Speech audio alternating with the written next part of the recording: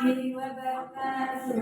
Waalaikumsalam warahmatullahi wabarakatuh. Alhamdulillah, alhamdulillahirobbilalamin. Wabihi nasta'inu ala umuri dunya waddin. Wassalatu wassalamu ala asyrofil mursalin sayyidina wa maulana Muhammadin wa ala alihi wasahbihi ajmain. Yang terhormat Ibu Kepala DK Kartini, kepada yang saya hormati Ibu Guru DK Kartini, pada siang hari ini saya akan mempresentasikan tentang rencana tindak lanjut dalam simulasi pembelajaran TKG PJOK. Ini merupakan tugas akhir dari TKG PJOK.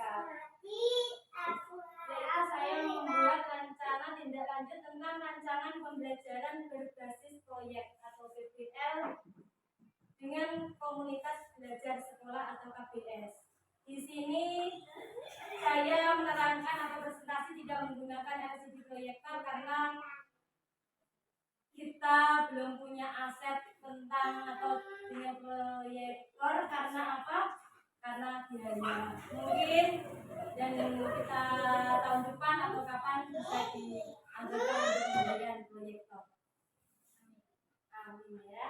Terima kasih telah hadir dan kita mau berbincang-bincang dalam komunitas ini. Rancangan pembelajaran berbasis proyek atau PBL ini saya mengambil tema yaitu dengan permainan tradisional.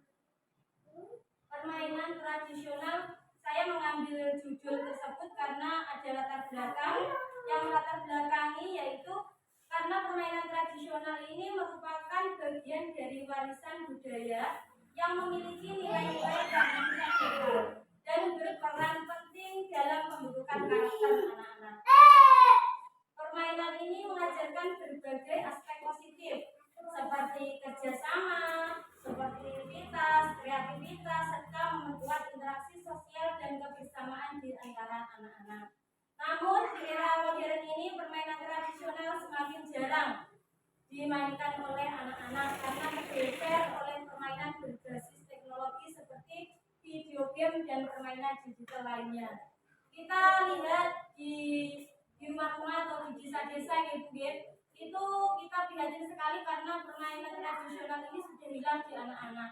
Karena kita sebagai pendidik pun tidak pernah atau jarang mengajarkan tentang permainan tradisional yang ada, dan itu sudah tergerus dengan zaman, dengan adanya gadget-gadget, sehingga permainan tradisional ini semakin hari, semakin tahun, semakin perkembangan zaman semakin pesat, itu permainan tradisional semakin hilang. Situasi ini menjadi perhatian karena kurangnya interaksi sosial dan aktivitas fisik dalam permainan modern bisa mempengaruhi perkembangan emosional dan sosial anak. Selain itu, permainan tradisional juga membantu menjaga kesehatan fisik karena mengandung tradisional di lingkungan sekolah, langkah yang penting untuk melestarikan budaya dan membangun karakter siswa. Dalam konteks ini, sekolah berperan sebagai tempat untuk mengembangkan pendidikan karakter dan melestarikan budaya-budaya bangsa melalui pengenalan permainan tradisional. Melalui kegiatan ini, siswa tidak hanya bermain tetapi juga belajar menghargai nilai-nilai budaya lokal, mengembangkan kemampuan sosial dan meningkatkan kesehatan fisik. Jadi selain untuk kesehatan fisik ini, kita juga meneruskan budaya-budaya yang ada di daerah kita. Contohnya kalau kita di sekolah kita kan sudah punya batiak. Itu batiak juga merupakan permainan tradisional. Terus kita bisa menemukan anak-anak berbak sodor. Terus bisa ada engklek seperti gecu, itu loh Bu, yang dulu-dulu sekarang sudah anak-anak sudah enggak ada. Sudah enggak mengenal permainan tersebut. Tujuan program saya mengajarkan program itu yaitu tujuan program permainan tradisional dengan metode pembelajaran berbasis proyek dalam komunitas belajar sekolah, yaitu satu, yang pertama ini saya ingin melestarikan budaya lokal. Jadi supaya budaya kita tidak hilang atau tidak tergerus dengan perkembangan zaman sekarang di era globalisasi. Yang kedua, mengembangkan kemampuan kolaborasi dan sosial. Dengan adanya permainan tradisional ini, murid yang satu dengan murid yang lain berkolaborasi dan bisa berinteraksi sosial dengan temannya. Kan beda dengan kita bermain gadget, main game. Itu main game itu wah cuma ketik-ketik gitu aja. Wah, itu juga matanya juga dapat pengaruh, otaknya juga, fisiknya juga nggak aktif. Berbeda dengan permainan tradisional yang dulu kita lakukan pada waktu masih kecil. Yang ketiga, meningkatkan kreativitas dan inovasi. Jadi kita dengan permainan tradisional ini kita bisa meningkatkan kreativitas dan inovasi. Kita bisa memodifikasi permainan tradisional tidak. Jadi itu tidak hanya ini itu saja. Jadi kita bisa memodifikasi dengan pemberian variasi. Kita bisa menggunakan angka, bisa menggunakan huruf, warna, buah, itu bisa kita bisa memodifikasinya. Terus yang selanjutnya mengoptimalkan kesehatan fisik. Tadi sudah saya jelaskan mengoptimalkan kesehatan fisik. Jadi tidak hanya kita kalau gadget kan cuma diam terus ketek itu aja di kamar di pojok-pojok biasanya anak-anak seperti itu. Nah ini dengan permainan tradisional ini kita bisa mengoptimalkan gerak fisik kita. Anak-anak bisa semakin sehat secara tidak langsung dia bisa berolahraga. Yang kelima mendorong pembelajaran kolaboratif berbasis proyek. Tadi kan sudah saya jelaskan juga dengan adanya permainan tradisional itu kita bisa berkolaborasi dengan teman-teman. Begitu. Yang selanjutnya membangun karakter positif dan nilai-nilai sosial. Dengan kita bermain tradisional tadi, karakter kita bisa terbangun. Karakter anak-anak bisa terbangun. Jadi ada jiwa sportivitas, ada jiwa sosial, itu ada. Terus yang ketujuh menciptakan lingkungan belajar yang menyenangkan.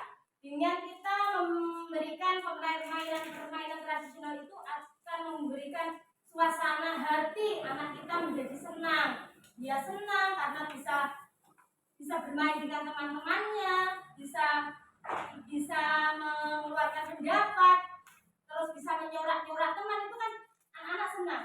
Jadi kita bisa memperkenalkan permainan tersebut kepada anak-anak.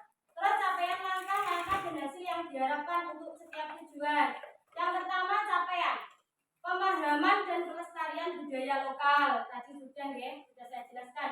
Yang kedua meningkatkan kemampuan sosial dan kolaborasi. Yang ketiga meningkatkan keterampilan fisik dan kreativitas. Yang keempat menentukan karakter positif dan peningkatan antusiasme belajar. Terus untuk langkah-langkah pelaksanaan yaitu perencanaan program, pengenalan permainan tradisional, kita bisa memperkenalkan permainan tradisional kepada anak-anak. Terus pembelajaran berbasis proyek, praktek bermain permainan tradisional dan refleksi serta evaluasi, pelaporan dan dokumentasi. Jadi langkah-langkahnya ini nanti kalau anak-anak kita bermain permainan tradisional ini kita bisa merekam, kita bisa mendokumentasikannya. Jadi secara digital ini semuanya kita dokumen, kita video, kita foto dan kita masukkan ke YouTube, kita masukkan ke Grab untuk selanjutnya kita upload supaya bisa untuk edukasi guru yang lain, bagaimana kita bisa meningkatkan dan memberikan permainan tradisional ini supaya tidak hilang kultur kita karena tergerus perkembangan zaman. Terus yang selanjutnya hasil yang diharapkan yaitu dapat meningkatkan kesadaran siswa akan budaya lokal, yang terciptanya hubungan sosial yang lebih baik antar siswa, peningkatan dan kesehatan, pengembangan karakter dan nilai positif, peningkatan motivasi belajar dan kreativitas, dan bentuknya komunitas pembelajaran yang kuat. Terus selanjutnya capaian yang langkah-langkah hasil yang diharapkan untuk setiap tujuan.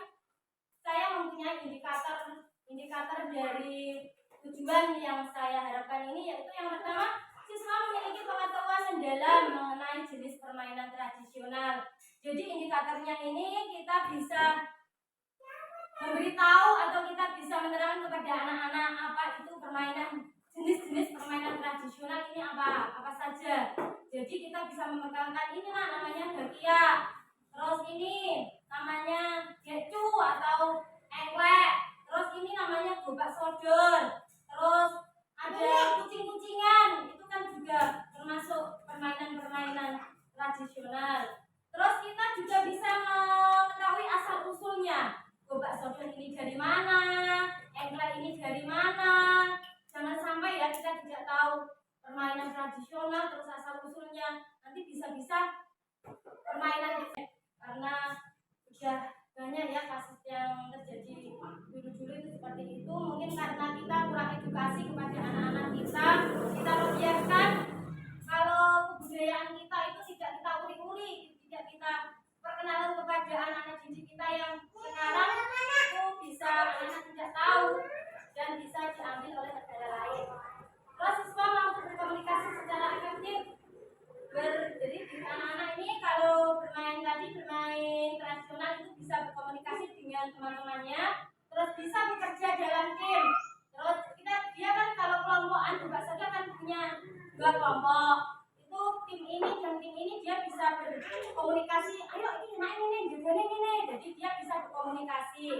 Terus dia menunjukkan keterampilan sosial yang baik. Jadi ya seperti itu kita bisa.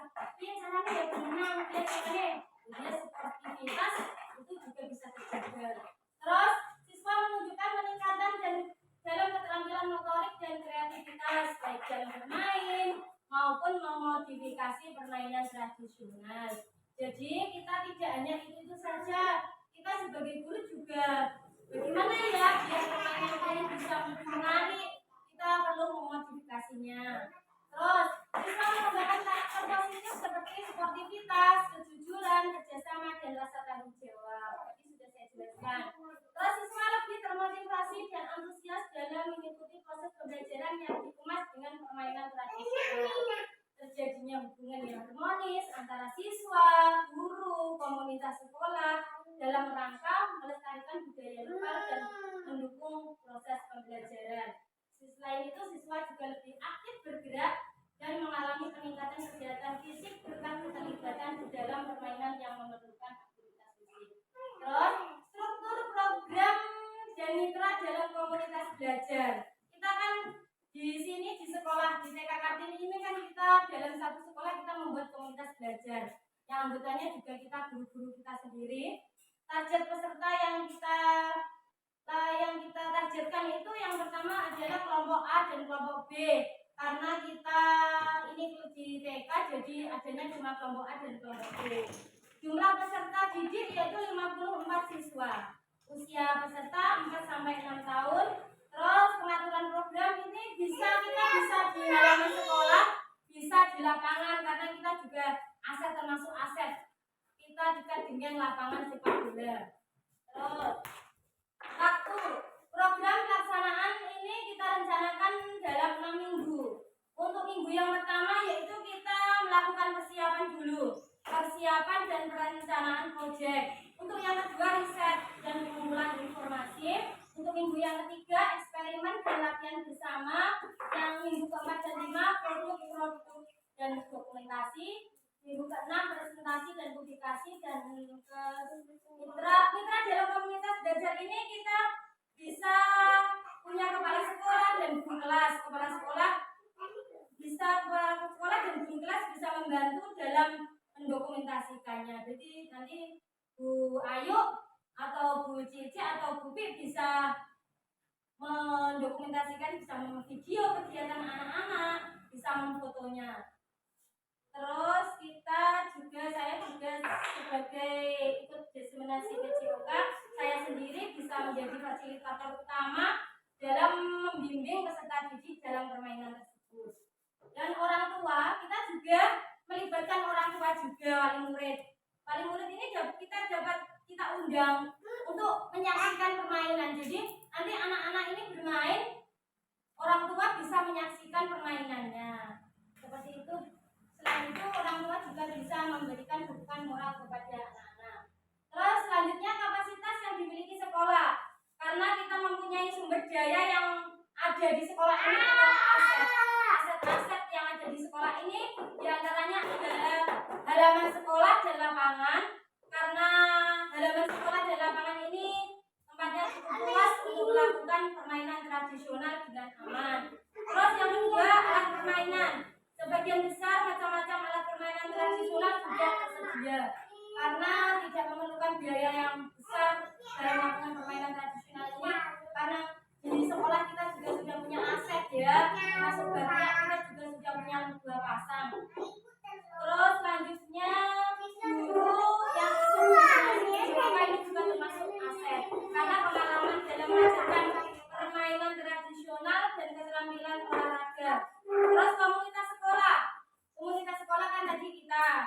yang ada di sekolah. Kita bisa memberikan dukungan kepada siapa? Kepada orang tua, komite untuk membantu pelaksanaan dan evaluasi program. Terus tadi kita kan juga sudah punya aset-aset. Aset tadi itu tidak cuma kita biarkan saja, tapi kita juga memanfaatkannya secara optimal. Ada halaman dan lapangan tadi kita gunakan untuk sesi permainan tradisional yang membutuhkan ruang terbuka. Terus guru bisa memfasilitasi siswa dalam perencanaan dan refleksi. Orang tua juga dilibatkan dalam proses evaluasi dan memberikan dukungan kepada siswa. Selanjutnya rencana evaluasi. Rencana evaluasi ini dinasi evaluasi awal program. Di awal program ini kita bisa menilai pengetahuan dasar siswa tentang permainan tradisional dan kesiapan fisik mereka. Jadi di awalnya ini kita bisa tanya kepada anak-anak, kepada peserta didik kita. Teman-teman bisa tahu nggak apa itu permainan tradisional? Kita berarti bisa bertanya kepada anak didik kita tentang permainan tradisional itu sebagai pengetahuan awal. Terus di tengah program kita bisa mengobservasi partisipasi dan keterlibatan siswa dalam permainan. Jadi di tengah program ini kita sebagai guru dalam komunitas ini kita bisa menilai bagaimana dalam permainan anak tersebut dia berpartisipasi aktif atau tidak, karena di TK kan kadang kita juga lihat ada anak-anak yang tidak mau karena takut atau malu atau biasanya suka menangis kan ada seperti itu. Jadi kita bisa mengobservasi partisipasi dan keterlibatan siswa dalam permainan. Untuk di akhir program itu kita biasanya juga melaksanakan refleksi kelompok dan individu, serta kita bisa penilaian terhadap keterampilan fisik, kerjasama, sikap peserta didik. Jadi kan kita bisa 3 penilaian itu: pengetahuan, keterampilan, dan sikap. Ada 3. Terus komunitas sekolah, dukungan dari guru kelas, orang tua, dan komunitas sekolah itu membantu pelaksanaan dan evaluasi program. Jadi kita ini guru dalam suatu komunitas sekolah ini tidak bisa berdiri sendiri. Kita bisa berkolaborasi dengan komite, dengan orang tua. Kan sejak dulu kita juga seperti itu. Jadi kita tidak bisa berdiri sendiri, kita harus adanya komunikasi dan kolaborasi. Terus komunitas sekolah ini kita juga punya sumber data peserta didik melalui observasi dan refleksi terhadap sekolah permainan. Guru melalui pengamatan selama permainan dan sesi diskusi. Jadi guru bisa mengamati, memberi pengamatan dalam permainan. Terus orang tua juga bisa mengisi kuesioner. Nanti kita membagikan kuesioner kepada orang tua. Terus orang tua tersebut paling murid itu mengisinya seperti itu. Terus teknik pengambilan data, bisa observasi langsung dalam selama permainan, refleksi pribadi dan kelompok tentang nilai-nilai yang dipelajari. Kemungkinan, tantangan, dan solusi. Kita dalam melakukan program ini juga mempunyai tantangan ya Bu. Dikira kita melakukan program ini tidak punya tantangan, tapi itu ada. Apa itu tantangannya? Yang pertama yaitu kesulitan siswa dalam memahami aturan tradisional. Karena anak-anak itu belum mengenal apa itu permainan tradisional dan bagaimana cara melaksanakan atau melakukan permainan itu, anak-anak itu belum tahu. Itu termasuk tantangan. Dan solusinya bagaimana? Solusinya kita bisa menyederhanakan aturan permainan. Jadi aturannya permainan itu kita sederhanakan, tidak serumit yang dipikirkan anak itu tidak. Kita harus menyederhanakan aturannya ini sesederhana mungkin dan memberikan demonstrasi langsung. Jadi kita setelah kita memberikan pengetahuan kepada anak ini begini cara permainannya, kita sebagai guru juga harus memberikan contoh terlebih dahulu supaya anak-anak ini paham. Jadi tidak hanya ngomong saja tapi sebagai guru tidak mencontohkan, itu tidak seperti itu. Karena kembali lagi kita sebagai guru itu sebagai teladan, tidak hanya teladan di rumah tapi di sekolah juga, di rumah juga, di mana-mana pun juga kita sebagai guru harus jadi teladan. Jadi dari omongan kita, dari sikap kita, dari perbuatan kita, itu kita sebagai guru kan jadi teladan. Terus tantangan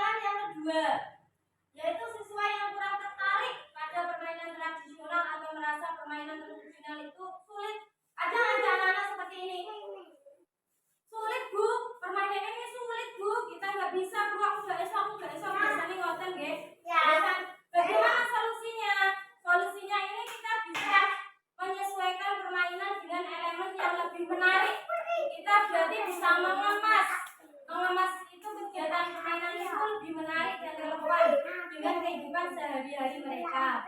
Misalnya, kita bisa mengkomunikasikan permainan lain dengan elemen seperti angka, seperti buah-buahan, atau sayur-sayuran, seperti itu biar anak merasa tertarik.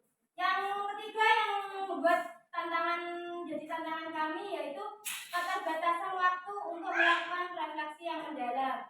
Solusinya yaitu kita mengalokasikan waktu refleksi yang cukup di akhir sesi dan memberikan kesempatan kepada siswa untuk berbagi pengalaman secara bergantian.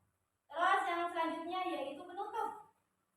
Di akhir program proyek ini ada penutup dan rencana tindak lanjut. Untuk penutupnya, pembelajaran berbasis proyek ini kita menggunakan permainan tradisional. Diharapkan dapat meningkatkan keterampilan fisik, kerjasama, serta pemahaman budaya di kalangan siswa. Pembelajaran yang berpusat pada siswa ini memberikan kesempatan bagi mereka untuk berpartisipasi aktif dalam mengembangkan kreativitas. Rencana tindak lanjutnya bagaimana? Kita presentasikan rencana kepada komunitas sekolah untuk mendapatkan masukan. Yang kedua, implementasi program sesuai dengan jadwal yang telah ditentukan dan dokumentasi kegiatan refleksi. Itu rencana tindak lanjutnya. Dan untuk catatannya, rancangan ini bertujuan untuk menciptakan pembelajaran yang menyenangkan dan mendalam melalui permainan tradisional, serta mengembangkan keterampilan sosial dan motorik peserta didik. Diharapkan melalui proyek ini peserta didik dapat mengenal dan melestarikan budaya sambil belajar tentang tentunya kerjasama dan sportivitas.